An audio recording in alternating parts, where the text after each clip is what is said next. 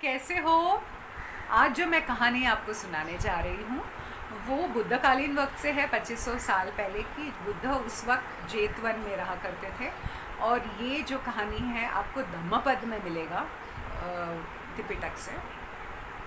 और ऐसे हुआ कि एक कोददना करके एक भिक्षु जब भिक्षु पद ले लिए थे, तब लोगों ने देखा कि उनके पीछे वो जहाँ जहाँ जा रहे थे एक औरत एक साया बनकर उनके पीछे पीछे जा रही थी।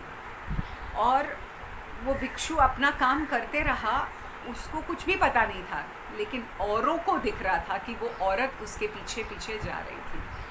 तब भिक्षुओं ने ये समझा कि हमको ये जा कर के हमारे राजा को बताना चाहिए। तो राजा पसेंदी के पास चले गए और राजा पसेंदी को ये चीज़ बताया कि एक से भिक्षु है और वो उसके पीछे पीछे एक औरत भी है, तो ये बराबर नहीं है, भिक्षु को औरत से कोई संबंध नहीं रखना चाहिए। तो राजा ने ये ठीक समझा, उचित समझा कि मैंने खुद ने देखना कि क्या चल रहा है। तो वो खुद आए वहाँ पर विहार में और फिर उन्होंने देखा वो भिक्षु कोददना वहीं थे। तो उनको बोला कि आप आपके कमरे में जाइए। तो कमरे में गए तो राजा को कहीं वो औरत नहीं दिखी। फिर उसके बाद बाहर निकले, तब कोददना भी बाहर आए, तब राजा को ये प्रतीक हुआ कि कोई औरत है वहाँ पर। तब राजा ने उनको कोददना को पूछा, तब उन्होंने बोला मुझे कुछ भी नहीं पता। जब राजा ने ये तय कर लिया कि कोददना का कुछ भी लेना देना नहीं है उस औरत के साथ, तब राजा ने कहा कि आप रोज़ हमारे जो घर है वहाँ से जो हमारे राज्य से पिंडपात ले लीजिएगा। आपको हमारा आमंत्रण है। बाकी के भिक्षुओं ने ये जब दृश्य देखा तब इन्हें ये चीज़ पसंद नहीं आई और वो कोददना को जा कर के बोले कि एक औरत आपके पीछे पीछे रहती है और आपको राजा भी अभी आज राजदरबार में बुला रहे पिंडपात के लिए।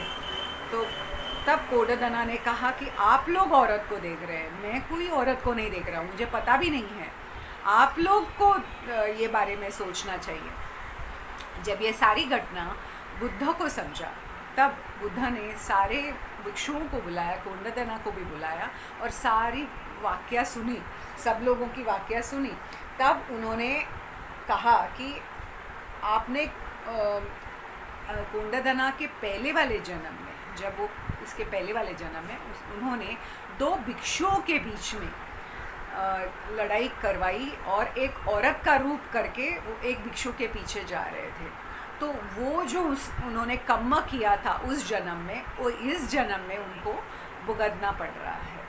जब भिक्षुओं को ये समझ में आया, तब बुद्ध ने कोददना को भी समझाया कि आप आपका काम निश्चिंत रूप से करते रहिए, आप ध्यान करिए, आपका जो रोज का काम है वो करते रहिए, आपको बिल्कुल निब्बान मिल जाएगा। जैसे एक घंटा रहता है जिसका अभी आवाज़ ही नहीं हो सकता क्योंकि उसका ऊपर का जो ढक्कन है वो निकल गया है, तो वो शांति में रहता है। उस तरीके का आप हो जाइए, अपनी स्थिति उस तरीके का करिए। और फिर पाली में ये वाक्या कही,